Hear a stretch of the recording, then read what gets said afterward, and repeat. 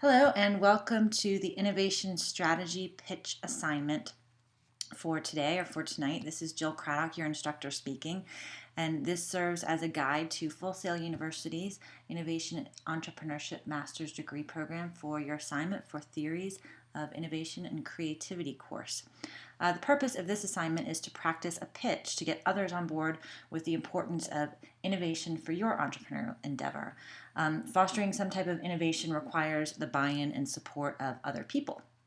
This can be difficult if you're pitching ideas that are brand new to people or ideas that may not pay off in this year's budget cycle or may not pay off right away. So the way you do it is with a pitch. You have to persuade people, usually with facts or even better with a story or combination of why innovation for your product or your service is a win. And it can come with a cost. Innovation can. One of my favorite examples is from the 1893 World's Fair in Chicago, and Nikola Tesla demonstrated alternating current, AC power, electricity, and people were afraid of this kind of power. They thought DC power was better, promoted by Thomas Edison, and they didn't believe in him.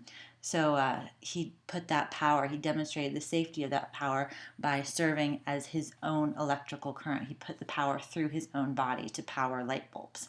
So he was able to prove by risking his own life to shoot, he shot lightning bolts from his Tesla coils in front of the crowd without any harm. So this of course would be an extreme example, an extreme pitch, but it's the kind that sticks out in your mind. So that's an example of a story with facts and that really illuminates, no pun intended, the idea of an innovation strategy pitch that has a big payoff. So there is a cost to that, of course. So the concept. Right away you want to demonstrate your concept. Here we have, if you're not explaining it simply, you're simply not explaining it. So remember that for this particular project, I am your audience for this, and I'm not probably familiar with your industry. I don't know the jargon, the technical vocabulary of the services and products that your company offers, and that's probably the case with many people that you're going to pitch to in the future. So be sure that you explain what your concept is very simply. Imagine that you're explaining it just to a fifth grader. Think of a time, that you've been to the doctor and that person explained a medical issue and we don't understand all the Latin terms for, diseases and body parts and so forth. So the doctor's job has to explain exactly what's happening so anyone can understand. And it's your job to do the same, and it's your job to do so immediately and quickly. So consider it kind of a hook to reel in your audience. So right away for this piece of the project, the concept has to be explained quickly. What kind of innovation strategy do you use? I'd like to see that here as well. And you basically have two choices. If you have a specific practice in mind that is innovative, pitch that. So for example, Google this past year, the company Google offered fiber optic connectivity and increased broadband speed by 100 times. So if you have a specific innovation in mind, focus on that for this project, and you can connect it to one of the theories that we've learned about.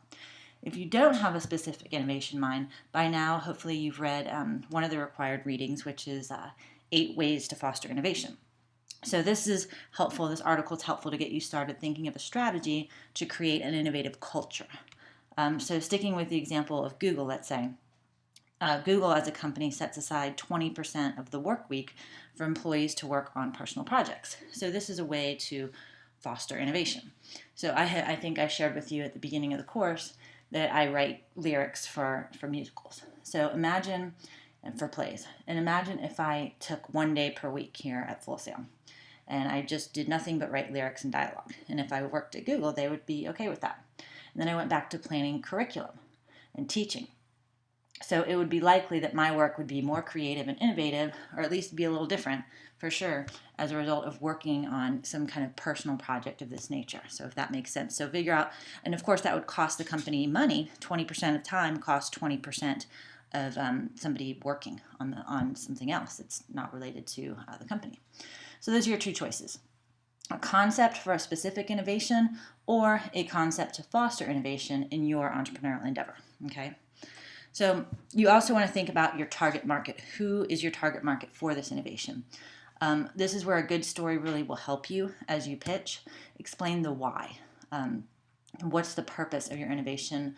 What's the story behind it? And your chapter last week discusses the keyless entry system and design for getting into a car by just pressing the button. I know we're all familiar with that.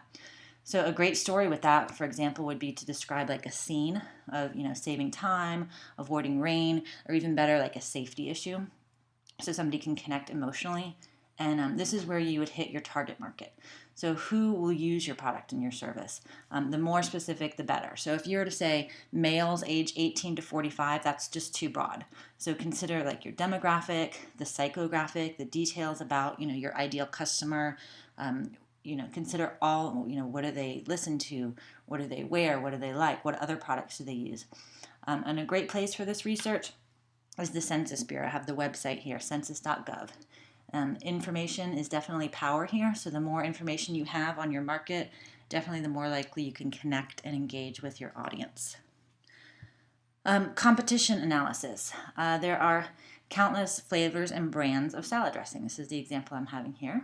So if you're planning to introduce a new flavor of salad dressing, you should definitely know your competition. And the place to research this is right here at Full Sail. You can easily research companies by going into the library database, and this information is actually a mandatory part of the assignment. So you want to go to the library website just right off FSO Connect and click on resources and research databases and scroll down to LexisNexis, and you can type in companies that would be competitors for what you're doing. So in this situation, I typed in Paul Newman's. And you can see there are a lot of competitors for Paul Newman's. And I found out that Paul Newman has a patent out on a brand new kind of bottle. So that would be just something to know if I were putting out a new salad dressing. Okay. So you'll find not only patents, but you'll find financials, anything that's been in the news about these companies, the executives that are involved with the companies, contact information, all kinds of information that you might want to use or know about in your innovation pitch. Okay. The financial section of the project. How much will this innovation cost the company or the investors that you're pitching to? Okay, what's the benefit to the investors? When do you expect a return on this? It may not be this budget year, and that's okay, but when do you expect a return? Be sure that you account also for indirect costs. So for an example, if you have employees take a half day every week for your innovation strategy, that would be time and profit lost in addition to whatever materials you might need to implement the strategy. Okay, so the effectiveness and the pitch of the pitch and your ask. Remember that this is a pitch, so be sure that when you close this out, you do indeed ask for what you want, which is the time, the money, and the support to implement your innovation strategy. Okay, whatever it is that you've come up with for what you're doing.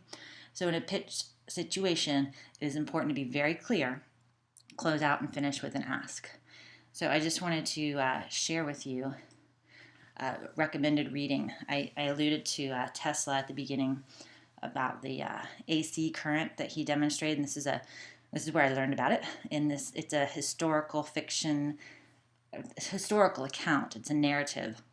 Everything in it is true, but it's written like a novel, Devil in the White City. It's around the idea of innovation and the ask. And another innovative product in this, or innovative invention in this book, is the Ferris wheel. Okay, and there's a lot of recognizable products in this book that are still on the market today. So like things like gum, juicy fruit gum, and Pabst Blue Ribbon beer. And the greatest story I think in this, besides the AC power, is the Ferris wheel and just the road to innovation through creativity and through persistence. So if it weren't for the Eiffel Tower, this is an answer to Paris's Eiffel Tower and the competitive spirit of the United States, we wouldn't have the Ferris wheel because we wanted to have something to architecturally compete. So imagine just pitching the idea of rotating, dozens of people, hundreds of feet in the air with, 90,000 pounds of steel. So you can imagine the pitch involved and how long that would take those architects to get people on board with that idea. But here we are, and we have Ferris wheels as the main attraction at every fair. So your final product here is a PDF visual slide deck that should not be narrated. I would recommend using PowerPoint for this. It's a little bit easier to save as a PDF file and upload to FSO. You can try it with Keynote, but usually PowerPoint works better. So just have your main bullet points on the slide, and you do not need narration. And please contact me with any questions, and I'm looking forward to seeing what you come up with for your innovation strategy pitches. All right, I'll talk with you soon.